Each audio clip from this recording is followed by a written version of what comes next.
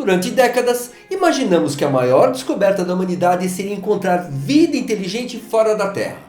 Mas talvez essa seja apenas a primeira etapa. Por quê?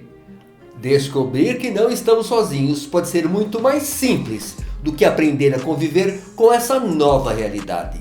E hoje eu quero falar sobre uma ciência ainda pouco conhecida, mas que pode se tornar uma das mais importantes do futuro, a exodiplomacia. Veja só, quando dois países estabelecem relações, existem regras, protocolos, representantes, tratados e canais oficiais de diálogo. Mas e se o que aconteceria se um dia a humanidade precisasse estabelecer um diálogo com uma inteligência não humana? Quem representaria a Terra? Um único país? Uma organização internacional?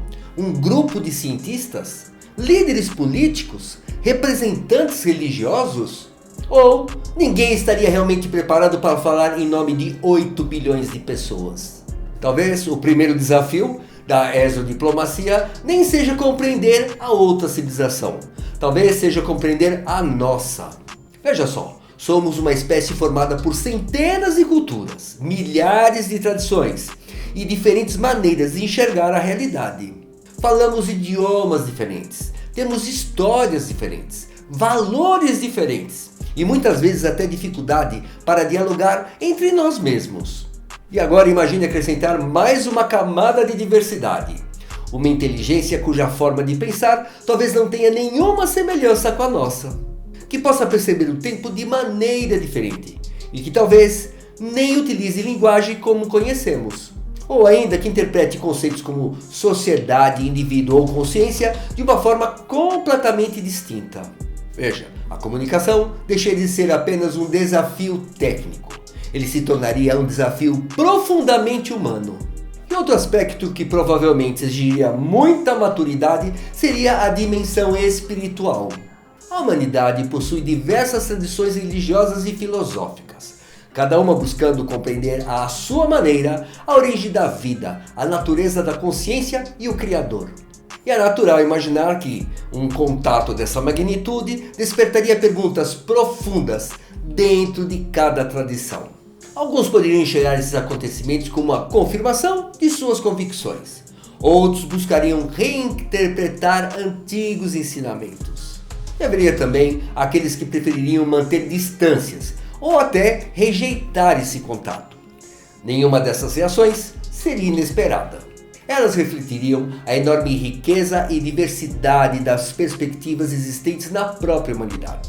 Olha só. A função da exodiplomacia não seria decidir quem está certo. Seria criar condições para que diferentes visões pudessem coexistir de forma respeitosa, preservando a liberdade de consciência de cada pessoa. E outro desafio talvez fosse ainda mais silencioso: o preconceito.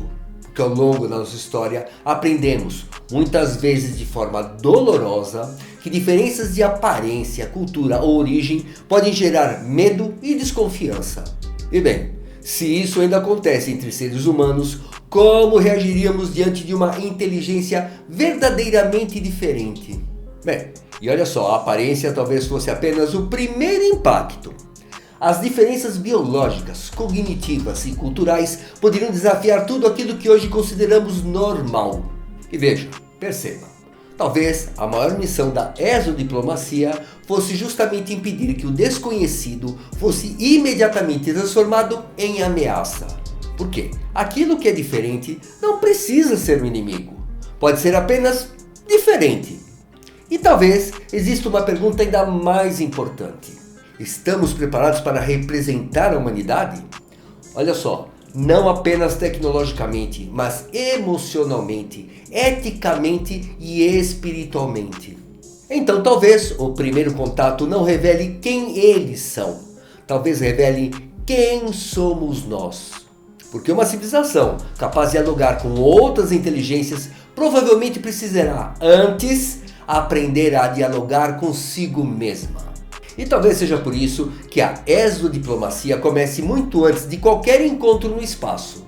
Ela começa aqui, na forma como tratamos quem pensa diferente, quem acredita diferente, quem vive diferente e quem nasceu diferente. E talvez essa seja a maior preparação para qualquer futuro. Antes de construirmos pontes entre mundos, precisamos aprender a construir pontes entre seres humanos. E no universo interno, esse princípio também se manifesta. Assim como buscamos reconciliar diferenças entre mundo e exterior, também carregamos dentro de nós pensamentos, emoções e conflitos que precisam aprender a conviver em harmonia. Então vejam, talvez a primeira diplomacia que cada um de nós deva desenvolver seja aquela que estabelece a paz entre as diferentes partes da própria consciência. Então, se existe uma exodiplomacia para construir pontes entre civilizações, talvez também precisemos desenvolver a endodiplomacia, que é a capacidade de construir paz interna entre as diferentes partes de nós mesmos.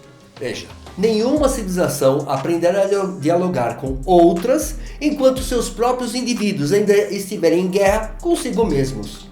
E perceba, porque quem aprende a construir paz dentro de si ajuda naturalmente a construir a paz também no mundo. Afinal, toda exodiplomacia começa com uma endodiplomacia.